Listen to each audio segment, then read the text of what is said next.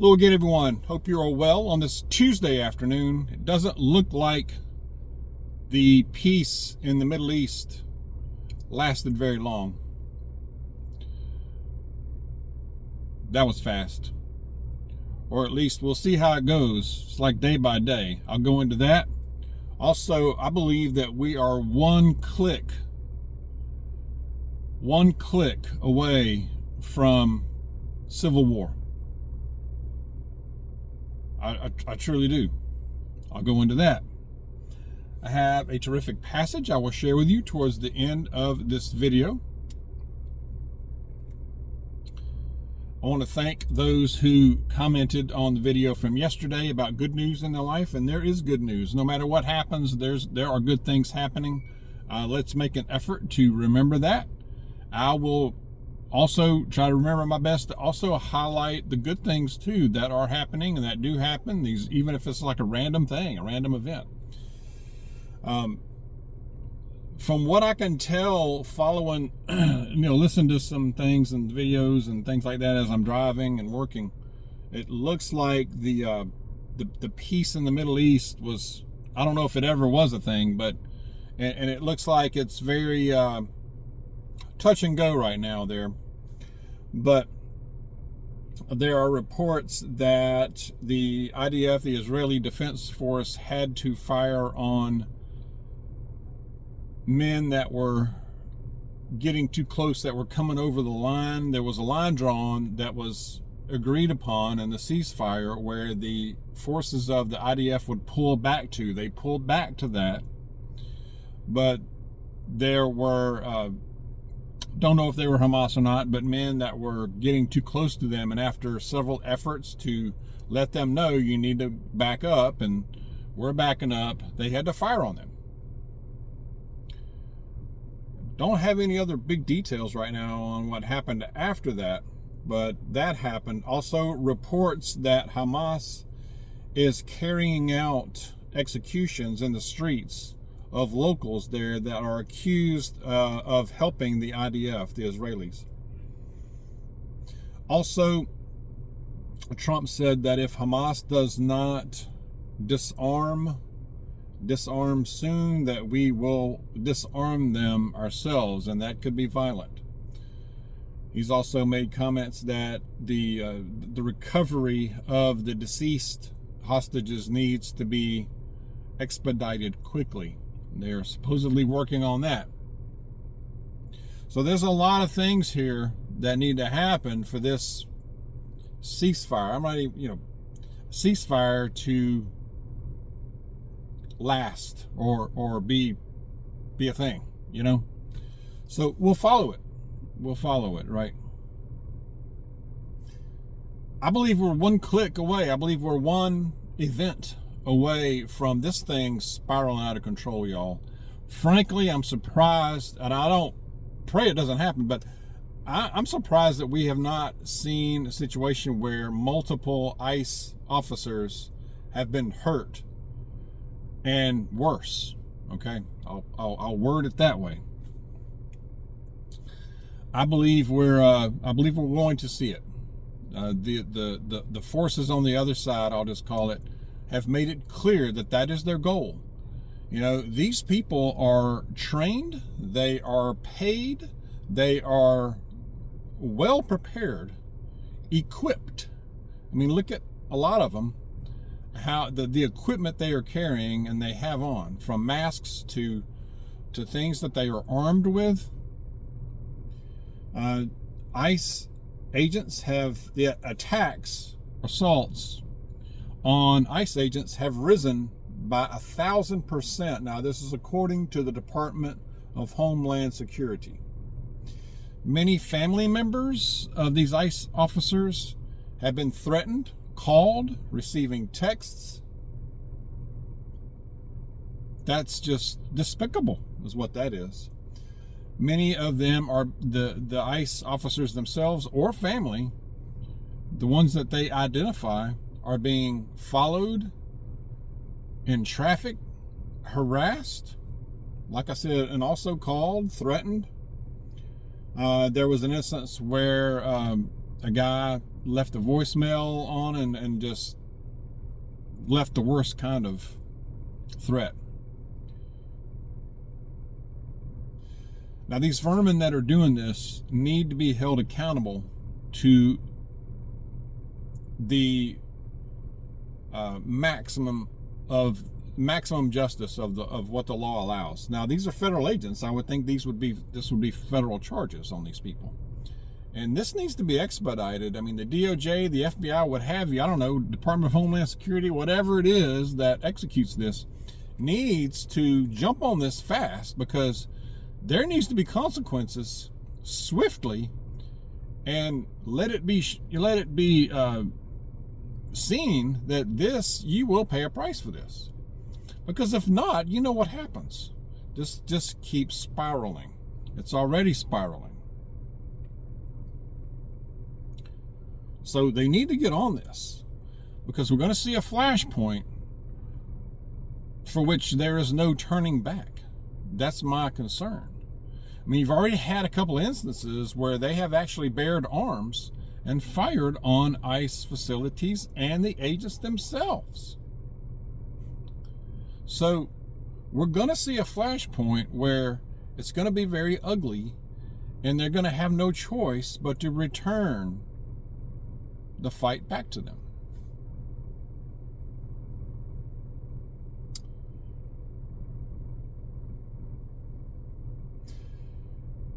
That's my concern, is that we're gonna get to a point to where, and this could spiral even beyond that. That's my concern too, is that we could get to a point to where, you are perceived even as a supporter of the administration in any way, or deportations. If you support just deportations or ICE, or you could become a target.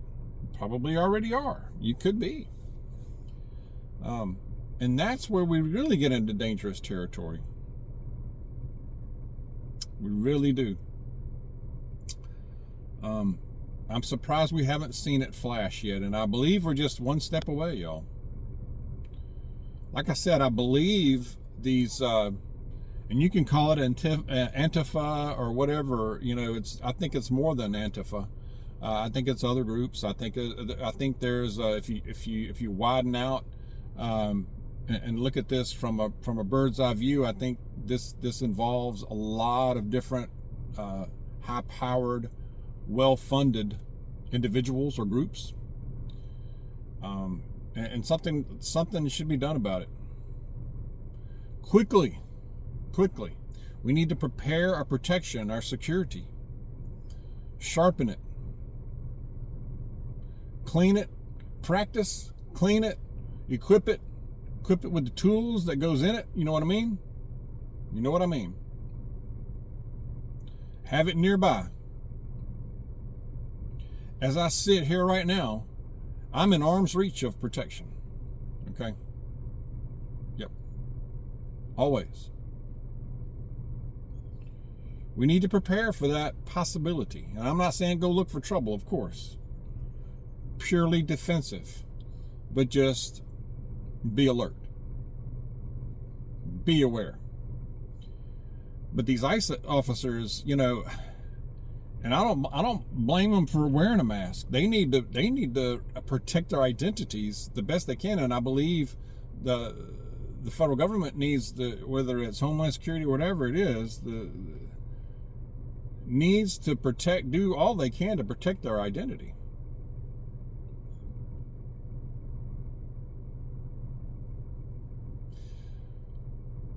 The people that are attacking them,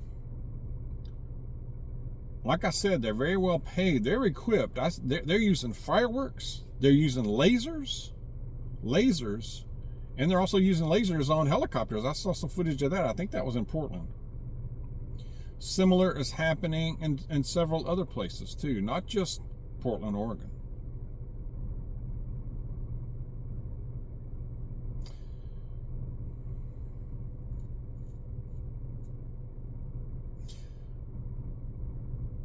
I would like to see our government put as many resources into our economy and Americans in the middle class and the working class, the people that go to work every day, the people that are just taking care of business, that are law-abiding. I would like to see the federal government put as much resources and efforts into our economy and the people, America first, as they do in brokering a peace somewhere. Because there's a hell of a lot of effort going into that, which I'm for. I'm for that, of course, absolutely. Fly to the Middle East and come back within 24 hours and move mountains and do that. I agree with that. That's good. But we can do two things at once, right? Even with the government shutdown. Let's put some effort in here with us too. You bail out Argentina for $20 billion. Don't forget about us. Hello, we're right here. That's what I'd like to see. Because there's not enough peace on our streets. We don't have peace on a lot of our streets here, y'all. Have you paid attention lately? You got road rage. You got fighting in the streets. All kind of crime going on in the streets, even in your rural areas, yes. Just up the road from us, I-85 northbound yesterday, I don't see enforcement of traffic anymore. Yeah, you got speed traps, and that's to line the pockets of the local whatever. But, and I'm not trying to pick on law enforcement. I know they're by and large awesome people. But I don't see enforcement. And I see reckless driving. I see road rage. And it just goes on, and there's nothing. There's no help. Yesterday, right up the road here, I-85. 7 fatalities from a giant truck, following too closely behind a van, bumped it slightly. I don't know all the details, but there was a crash. There were 7 people in that van. None of them survived. That was yesterday afternoon.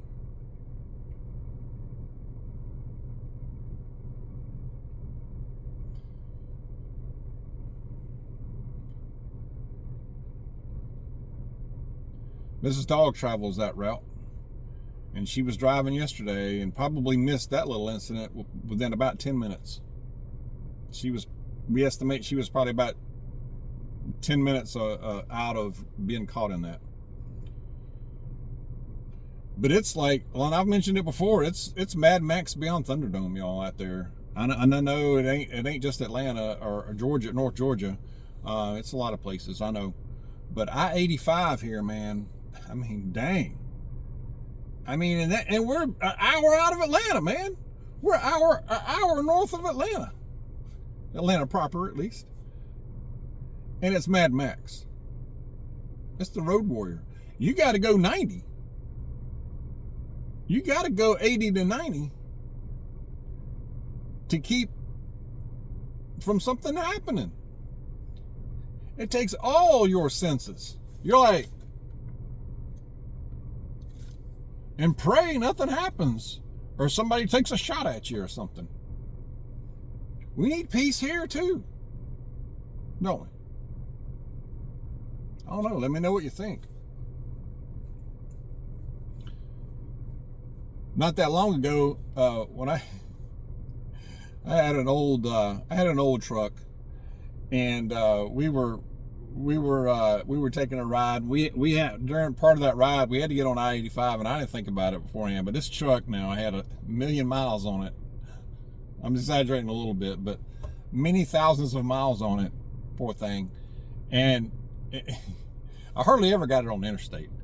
And we got on I-85, I think it was 85. And we got at about 60, 65, and the hood, the hood starts to do this right here. And I knew it was going to do that. I knew that it was going to. Miss Dog's not used to. Miss Dog's with me, but she's not used to riding in this truck. And she looked at me like, "Are we gonna make it? Are we gonna? Your hood? What's going on with your hood?" I'm like, "It's okay. It does that." She's like, "It looks like it's gonna fly up." And I'm like, "It's not gonna fly up." She's like, "Maybe we should just go ahead and stay in the right lane and old man it to our destination before we get out." And we didn't have to stay on the interstate very long, but that was kind of funny. Anyway, I didn't even plan on telling that story, but it just, I would like to see more. It would be nice to see more enforcement. I see stories too, and this is not just Atlanta, it's other cities, of street takeovers where like hundreds of people, they call them youths, whatever, but I mean, they take over part of a street, man. They like rule it for a while, and cops are like on the outside, it's like they're watching it. What is that about? Freaking go in there and take control. But I guess if there's only like a few cops and you got hundreds of people, what are they going to do, They were talking like, well, a couple of cop cars got torched. Well, where's the consequences for that? But if there isn't, this is just going to keep, wow, we can get away with that. What else can we get away with, right? You see what I'm talking about? I had to rant, sorry. I'm going to a passage, I promise. All right, y'all like dog, come on. Okay, I'm going into 1 Corinthians. 1 Corinthians, let's see here. 1 Corinthians chapter 13, start at verse 4. Love is patient, love is kind, it is not jealous, love does not brag, it is not arrogant, it does not act disgracefully, it does not seek its own benefit, it is not provoked, does not keep an account of wrong suffered, it does not rejoice in unrighteousness, but rejoices with the truth, it keeps every confidence, it believes all things, hopes all things, endures all things. Love, y'all. I know it ain't always easy, is it? We are called to do that, but you're like, dog, that's difficult. I know, we're human, but the model for that is Jesus. His example. Just look to his example, and that helps a little bit, doesn't it? It helps a lot. He is the example. Let's stay close to Jesus. Let's stay alert. Be safe out there. God bless you. I'll see you soon.